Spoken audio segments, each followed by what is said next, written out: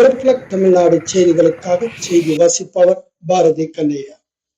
அறப்போர் இயக்கத்துக்கு எதிராக தொடரப்பட்ட அவதூறு வழக்கில் சென்னை உயர்நீதிமன்றத்தில் அதிமுக பொதுச் செயலாளர் எடப்பாடி கே பழனிசாமி உரிய ஆதாரங்களையும் ஆவணங்களையும் நேரில் சமர்ப்பித்தார்.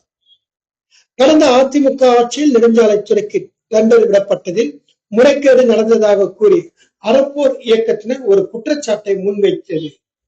அரசின் விதிமுறைகளுக்கு உட்பட்டு விடப்பட்ட டெண்டர் விவகாரத்தை வேண்டுமென்றே அவதூறு பரப்பும் நோக்கத்தில் அறப்போர் இயக்கத்தினர் செயல்பட்டுக் கொண்டிருப்பதாக கடந்த 2022ஆம் ஆண்டு அதிமுக பொதுச் செயலாளர் எடப்பாடி கே பழனிசாமி சென்னை உயர்நீதிமன்றத்தில் அவதூறு வழக்கு ஒன்றை தாக்கல் செய்தார். அது மட்டுமல்லாமல் தனக்கு நற்பெயர் களங்கம் ஏற்படுத்தும் வகையில் செயல்பட்ட அறப்போர் இயக்கத்தினர் தனக்கு 1,10,00,000 ரூபாய் இழப்பீடாக வழங்க வேண்டும் என்று அந்த மனுவில் குறிப்பிட்டிருந்தார். வழக்கை விசாரித்த சென்னை உயர்நீதிமன்றம் இது தொடர்பாக சமூக வலைதளங்களிலும் பொது இடங்களிலும் அதிமுக பொதுச் செயலாளர் எடப்பாடி கே பழனிசாமிக்கு எதிராக பேசக்கூடாது என அறப்போர் இயக்கத்துக்கு சென்னை உயர்நீதிமன்றம் உத்தரவிட்டிருந்தது.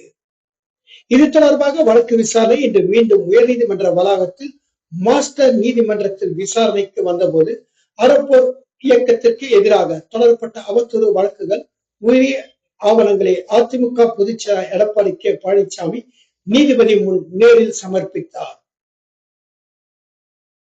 இது தொடர்பாக செய்தியாளர்களுக்கு பேட்டியளித்த வழக்கறிஞர் பிரிவு செயலாளர் இன்பத்துறை, அதிமுக பொதுச் செயலாளர் நற்பெயருக்கு களங்கம் ஏற்படுத்தும் நோக்கத்தோடு செயல்பட்ட அறப்போர் இயக்கத்திற்கு எதிரான ஆவணங்களை பொதுச் செயலாளர் எடப்பாடி கே பழனிசாமி நேரில் சமர்ப்பித்ததாக இந்த வழக்கு டிசம்பர் 11ஆம் தேதி ஒத்திவைக்கப்பட்டிருப்பதாகவும் தெரிவித்தார்.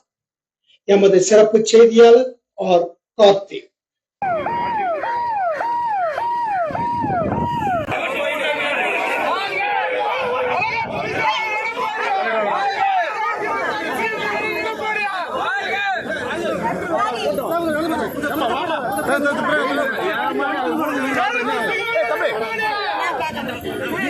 போய்